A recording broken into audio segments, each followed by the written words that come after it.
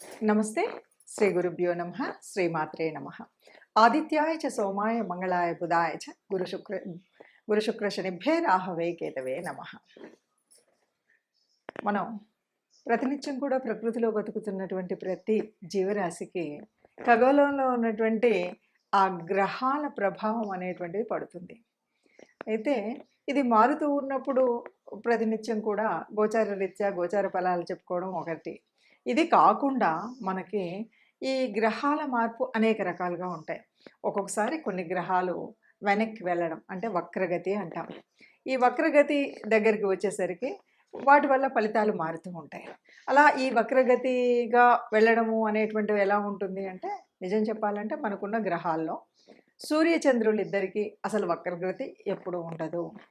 రాహుకేతువుల్ని గనక తీసుకున్నట్టయితే ఎప్పుడూ వక్రగతిలోనే ఉంటారు.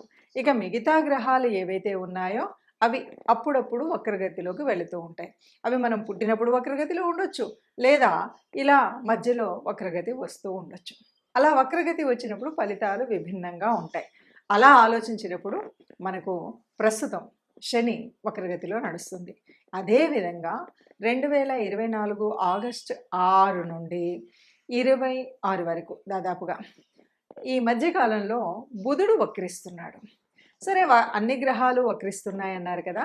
ఇలా వక్రించినప్పుడు మరి ప్రత్యేకత ఏమిటి అని కనుక మనం అనుకున్నట్టయితే, బుధుడి యొక్క వక్రగతి అన్నప్పుడు పెద్ద తేడా ఏం లేదు. శని వక్రగతి అన్నప్పుడు పెద్ద తేడా లేదు. ఆ సమయం ఏదైతే వక్రగతి సమయం ఉందో అప్పుడు కొన్ని ఫలితాలు అయితే వస్తాయి. కానీ ఇప్పుడు ఈ 24 ఆగస్టులో జరుగుతున్నటువంటి ఆగస్టు 6 రోజు మారుతున్నటువంటి మార్పులో ఒక ప్రత్యేకత అయితే ఉంది అని చెప్పచ్చు. ఎప్పుడైనా సరే శనికి బుధుడికి ఒక సంబంధం ఏర్పడినప్పుడు ఒక యోగం ఏర్పడుతుంది. ఆ యోగాన్ని శశబుధ యోగం అంటారు. మరి శశబుధ యోగం ఇప్పుడు ఎలా ఉంది అంటే వక్రగతిలో 2 గ్రహాలు కూడా వక్రగతిలో ఉన్నప్పుడు జరుగుతుంది. ఇది ఒక ప్రత్యేకత. ఇక రెండవ ప్రత్యేకత ఏంటి అంటే, ఈ సంబంధం ఎలా ఏర్పడింది అంటే, బుధుడికి శని, శనికి బుధుడు ఇద్దరూ కూడా సమసప్తకాల్లో ఉన్నారు. ఇలా సమసప్తకాల్లో ఉన్నప్పుడు ఈ వక్రించినటువంటి 2 గ్రహాల యొక్క ఫలితం వల్ల మనకు జరిగేటువంటి ఈ యోగం ఏ రాశి వారికి ఎలా ఉంటుంది, ఎట్లా ఉంటుంది అసలు. ఎప్పుడైనా సరే శశబుధ యోగం అంటేనే ఆర్థికంగా చాలా అభివృద్ధిని సాధించే విధంగాను, అభివృద్ధిగా ఉండేలాగాను, ఏదైనా పనులు కాని పనులు అయ్యేలాగాను, మనకు ఏ రకమైనటువంటి ఇప్పటి వరకు ఉన్నటువంటి ఆలోచనలు, ఊహలు ఏవైతే ఉన్నాయో, కార్యంలో పెట్టాలి అనుకున్నటువంటి ఏవైతే ఉన్నాయో అవన్నీ కూడా కార్యంలో పెట్టడానికి అనువుగా ఉండేటువంటి పరిస్థితి శశబుధ యోగంలో ఉంటుంది. మరి అలాంటప్పుడు ఆ యోగంలో ఇప్పుడు ఏంటి ప్రత్యేకత అంటే, 2 గ్రహాలు కూడా వక్రించి ఉన్నాయి. ఈ వక్రించి ఉన్నప్పుడు కొన్ని రాసుల వారికి బాగా శుభదాయకంగాను, మరికొన్నింటికి మధ్యస్థంగాను ఉంటుంది. అసలు శశబుధ యోగం అంటేనే చాలా వరకు మంచి జరుగుతుంది, కానీ ఎక్కడ కూడా చెడు అనేది కనిపించదు. కానీ కొన్ని రాసుల వారికి చాలా అద్భుతంగా ఉంటుంది. కేవలం అది 20 రోజులు అయినప్పటికీ కూడా కొన్నింటికి మధ్యస్థంగా ఉంటుంది. ఈ 1-2కు అటు ఇటుగా ఉండవచ్చు. అయినప్పటికీ ఈ యోగం మరి దీని ఫలితాలు ఎలా ఉంటాయి, ఏ రాశి వారికి ఎలా ఉంటాయో ఒక్కొక్కటిగా చూద్దాం. తదుపరి రాశి కన్యా రాశి. కన్యా రాశి అంటేనే ఈ రాశికి అధిపతి బుధుడు. రాస్యాధిపతి అయినటువంటి బుధుడు మరి లాభమా నష్టమా అంటే, ఇక్కడ నేను పెద్దగా లాభం అని అయితే చెప్పను, మధ్యస్థంగానే ఉంటుంది. ఎందుకంటే మరి రాశిలో ఇంకా రాస్యాధిపతి బుధుడైనప్పటికీ రాశిలో మాత్రం కేతు ఉన్నాడు. ఇలాంటి పరిస్థితుల్లో ఇప్పుడు రాస్యాధిపతి వక్రగతి చెందాడు. రాస్యాధిపతి వక్రగతి చెందడం అనేటువంటి పరిస్థితి వచ్చిన తర్వాత ఇక్కడ ఎలా ఉంది అంటే, ఎప్పుడూ కూడా మనం వక్రగతి వచ్చినప్పుడు ఒక మాట చెప్తూ ఉంటాం, ఇంతకుముందు ఇవ్వవలసినటువంటి ఫలితాలు ఇవ్వనప్పుడు ఇది మంచి సమయం అని. అది ఎవరైతే ఈ బుధుడు అంటే యోగకారకుడు కానటువంటి గ్రహం అయిందో, శని ఎవరికి యోగకారకుడు కాదో వాళ్ళకి చాలా లాభం ఉంటుంది. ఇప్పుడు కన్యారాశి వారికి బుధుడు రాస్యాధిపతి అంటే మంచి యోగకారకుడు, మంచి తన రాశికి తను ఎప్పుడు నష్టం చేయడు. అలాంటి వాడు వక్రించాడు కాబట్టి అంతగా పెద్దగా ఉపయోగం అయితే ఉండదు. మరి ఈ పరిస్థితుల్లో ఎలాగంటే, మనం ఆర్థిక వ్యవస్థను ఆలోచించి ఆచితూచి ఖర్చు పెట్టాలి. ఎట్లా అంటే మనకు ఇంకో విషయం కూడా చెప్తారు, అసలు ఎవరికైనా పుట్టుకలో చాలా వరకు శశబుధ యోగం ఉంది అంటేనే వాళ్ళు ఒక మంచి అనలిస్టులుగా ఉంటారంట. అంటే తాము సంపాదించినటువంటి డబ్బును ఒక లెక్కగా ఎక్కడ ఎంత ఖర్చు పెట్టాలో, అంటే ఎక్కడ లాభం వస్తుంది, ఎక్కడ నష్టం వస్తుంది అనే అనే విషయాన్ని చక్కగా బ్యారేజ్ వేయగలుగుతారట. మరి అలాంటి యోగవంతులైనటువంటి వాళ్ళ గురించి చెప్పేటువంటి యోగం ఇప్పుడు జరుగుతుంది. అయితే ఇక్కడ రాష్ట్రాధిపతి బుధుడు అవ్వడం వల్ల కొంత సమతుల్యంగా ఉంటుంది. మరీ చెడు జరగదు, అలా అని అంతగా మంచి జరగదు అని ఈ రాశికి సూచన ఇవ్వచ్చు. అయితే ఏంటంటే చెప్పబోయేటువంటి రెమెడీస్ ఏవైతే ఉన్నాయో అవి చేసుకున్నట్టయితే ఈ 20 రోజుల కాలంలో సజావుగా గడపొచ్చు అని చెప్పచ్చు. ఒక్కొక్క రాశికి ఈ విధంగా ఉంది అని మనం చూస్తూ ఉన్నాం కదా! ఇప్పుడు ఈ రాశికి ఇలా ఉంది అని చెప్పేటప్పుడు మరి ఇలాగే ఉంటుందా? దీనికి ఏం చేయాలి? ఎలా చేయాలి అంటే, ఒకటి, ఎవరికైనా సరే శశబుధ యోగం అనగానే ఇది మంచినిస్తుంది. కొన్నిసార్లు ఇవ్వకపోవచ్చు. అయితే ఇక్కడ ఒక్కొక్కసారి ఎలా ఉంటుందంటే, మన జన్మజాతకంలో కూడా ఈ బుధుడు మంచి స్థానంలోను, శని మంచి స్థానంలో ఉండి వారికి ఆ యోగం ఉన్నట్టయితే ఇక్కడ ఫలితాలు చాలా అద్భుతంగా ఉంటాయి.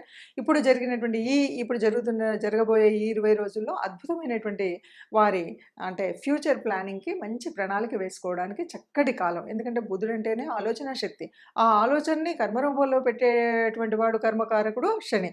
మరి ఈ ఇద్దరి యొక్క యోగం వల్ల వచ్చేటువంటి స్థితిలో చక్కటి ఆలోచన, ప్రయోజనం ఉంటుంది. వాళ్ళకి కావాల్సినటువంటిది జరుగుతుంది. కానీ అలా అందరికీ ఉంటుందా అంటే, అందరికీ మరి పుట్టుకతో ఆ యోగం ఉండకపోవచ్చు. మరి లేని వాళ్ళు ఇప్పుడు ఈ గ్రహరీత్యా జరుగుతున్నటువంటి మార్పుల వల్ల వచ్చినటువంటి ఈ యోగాన్ని వడిసిపెట్టేటువంటి ప్రయత్నం అయితే చేయాలి. ఎలా చేయాలి? ఏం చేయాలి అంటే, అందరికీ ఈ యోగం యొక్క ఫలితం అయితే ఉంటుంది. వక్రగతిలో ఉన్నప్పుడు ఎవరికైతే ఈ బుధుడు గాని, శని గాని యోగకారకుడు కానటువంటి గ్రహాలు ఉన్నాయో వాళ్ళకి పనిచేస్తుంది. అంతేకాదు ఎవరికైతే అంటే శనికి సంబంధించినటువంటి రాసులు ఏవైతే ఉన్నాయో వాటిల్లో పనిచేస్తుంది. అట్లాగే బుధుడు అంటే ఇప్పుడు ఇది జరుగుతున్నటువంటిది ఎక్కడ జరుగుతుంది అంటే సింహం నుండి కర్కాటకం వక్ర దశలోగా, అక్కడ కూడా కుంభం నుండి మకరం వైపు వెళ్తున్నటువంటి దిశ శనిది. సో ఈ నలుగురికి కూడా అద్భుతంగా ఉంటుంది. అంతేకాదు బుధుడికి మరి ఈ ధనుర్రాశిలోను, మీనరాశిలోను, ఈ 2 రాశులలో కూడా అద్భుతమైనటువంటి ఫలితం ఉంటుంది. ఎందుకంటే ఇక్కడ కోణాధిపత్యం ఉన్నటువంటి ఇది అవ్వడం వల్ల వీళ్ళకి ఈ రాశుల వారికి చాలా అద్భుతమైనటువంటి ఫలితం అయితే ఉంటుంది. మరి వీళ్ళు కాకుండా మిగతా వాళ్ళకి అందరికీ ఎలా ఉంటుంది అని మనం చెప్పుకున్నాం కాబట్టి, దీనికి తప్పనిసరిగా మనకేం కావాలి? ఒకవేళ అలా ఉన్నా మనకి మంచి రెమెడీ కావాలి. అంటే ఒకవేళ ఈ 20 రోజులలో మనం చేయాల్సినటువంటి పనేముంది? ఏ రకంగా చేస్తే ఈ వచ్చినటువంటి యోగం మన జీవితంలో కూడా కొంత సత్ఫలితాన్నిచ్చి మంచి ఆలోచన పద్ధతిని ఇచ్చేటువంటి పరిస్థితి ఉంటుంది అని గనక ఆలోచించినట్టయితే బుధుడు అంటే ఈ బుధవారము రోజైనా బుధుడికి సంబంధించిన ఏదైనా సరే విష్ణుమూర్తికి సంబంధించినటువంటి ఆరాధన చేసినప్పుడు తప్పనిసరిగా ఏదైనా మనకు అనుకూలం కానటువంటి పరిస్థితి ఉన్నది అనుకూలంగా మారగలుగుతుంది. అందువల్ల విష్ణుకు సంబంధించినటువంటి విష్ణు సహస్రనామార్చన కానీ, విష్ణు దేవాలయాలకు వెళ్ళడం కానీ, లేదు రాముడికి అంటే విష్ణుమూర్తి యొక్క అవతారాలకు సంబంధించిన ఏ అవతారమూర్తినైనా సరే మనం పూజించడం, కీర్తించడం, స్మరించడం, ఆ గుడికి వెళ్ళడం, తత్సంబంధమైనటువంటి వస్తువుల్ని ఎవరికైనా దానం చేయడం, ఇలాంటి పనులు కనుక చేసినట్టయితే ఈ క్షమించాలి, శశబుధ యోగంలో జరగబోయేటువంటి మనకు మంచి జరగడానికి కావాల్సినటువంటి శక్తి, ముందుగా కావాల్సినటువంటి ఆ ఉత్పత్తి సమయం ఏదైతే ఉందో అది జరుగుతుంది అని చెప్పొచ్చు.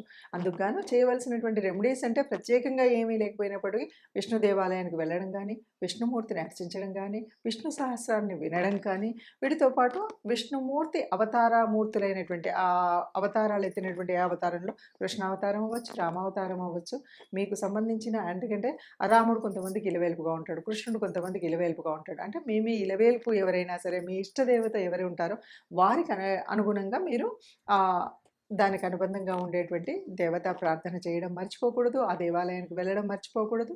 ఆ సంబంధితమైనటువంటి అంటే బుధవారాలు, శనివారాలకు సంబంధించినటువంటి వ్రత నియమాలు తప్పనిసరిగా పాటించాలి. బుధ, శని వ్రత నియమాలు ఏముంటాయి అంటే, బుధవారం అనేసరికి మనకు విష్ణుమూర్తికి సంబంధించినటువంటి రోజు. అలాగే ఆ రోజు మనం ఏదైనా దానం చేయాలంటే ఆకుపచ్చ రంగు వస్త్రం అయితే ఆకుపచ్చ రంగు, కూరగాయలు ఇలాంటివి దానం చేసినప్పుడు ఆ ఆకుపచ్చకు సంబంధించినటువంటి వస్తువులను దానం చేయడం ఒక పద్ధతి. అలాగే గోగ్రాసం ఇవ్వడం.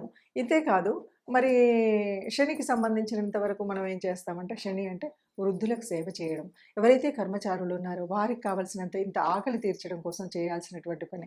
సరే శనికి సంబంధించినటువంటిది ఆయిలు, అంటే నువ్వుల నూనె ఇలాంటివన్నీ ఒక పద్ధతి అయినప్పటికీ కూడా ముఖ్యంగా ఎవరైతే కర్మచారులు ఉన్నారో, ఎవరైతే వృద్ధులున్నారో వారికి సేవ చేయడం, వారిని ఆదుకోవడం, వారికి సహాయం చేయడం అనేటువంటి పనుల వల్ల శని తొందరగా సంతృప్తి చెందుతాడు. ఇలాంటి పనులను చేసినట్టయితే చక్కగా మనం అనుకున్నటువంటి కోరికలు తీరుతాయి. మనం అనుకున్నట్టుగా ఈ 20 రోజుల ఈ యోగం ఏదైతే ఉందో అది మనకు కూడా అనుకూలించే విధంగా ఉంటుంది. ఇదండి ఇది అందరూ ఇలా ఏ యోగం వచ్చినా, ఏ రకమైనటువంటి గ్రహ స్థితులు ఉన్నప్పటికి కూడా అందరూ సుఖంగా ఉండాలి. అందరిలో మనము ఉండాలి. సర్వే జనా సుఖినో భవంతు.